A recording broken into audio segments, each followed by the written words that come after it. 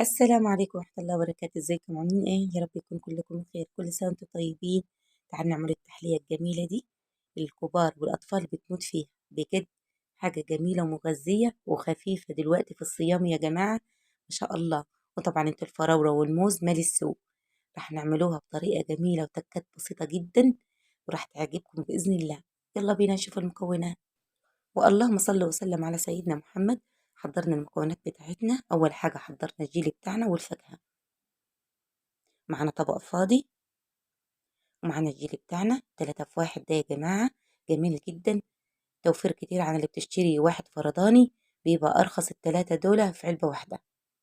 ممكن تشتريها ب35، تشتريه ممكن ب40 حسب البلد اللي انت فيها.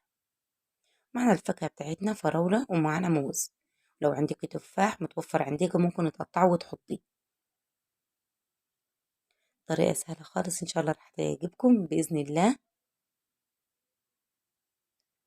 تحلية جميلة جدا والأطفال بتحبها والكبار كمان، وخفيفة زي ما انتوا شايفين كده. حطينا احنا كيس جيلي في الطبق، واجيب كوباية وربع واحطهم مية ديت مغلية.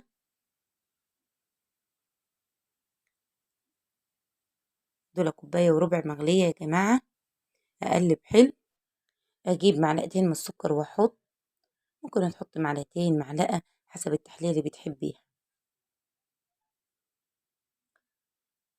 واقلبهم حلو طبعا لغاية ما السكر يدوب. واجيب كوباية مية سقعانة واحطها. ده الجيلي بتاعنا.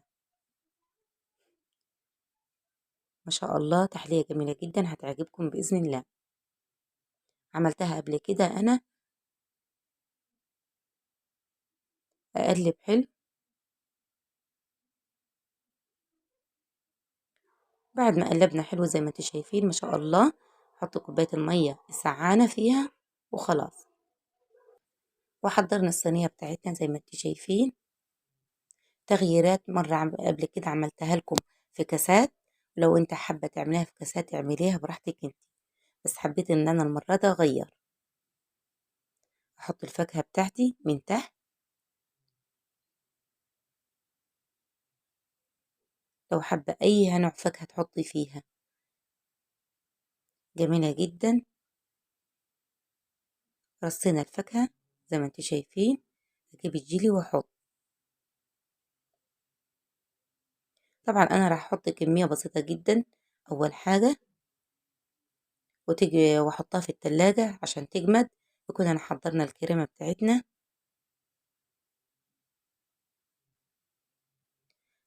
تحطها في الفريزر عشان تجمد بسرعة. ما شاء الله زي ما انتوا شايفين. خلاص على كده اخدها على طول واحطها في الفريزر تاخد لها ربع ساعة تجمد معانا كده، والجيلي بتاعنا يتجمد. بعد كده اطلعها.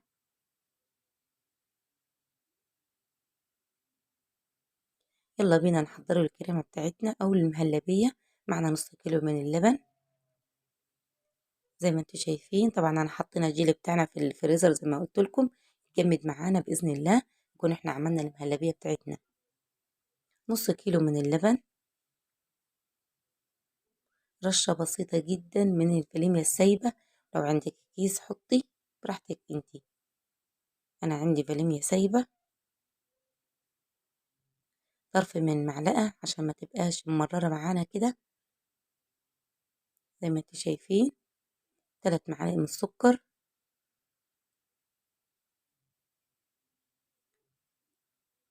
طريقة سهلة خالص جميلة جدا يا جماعة. المهلبية بالجيلي ومعاها كمان الفراولة وممكن تقطع فيها بسكوت. ما شاء الله عليها بجد.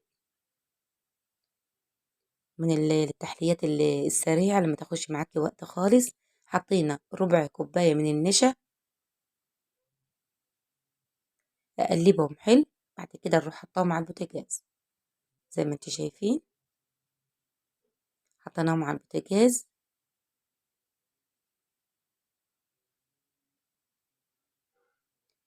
انا عايزة المهلبية بتاعتي تخينة ما يكونش طرية.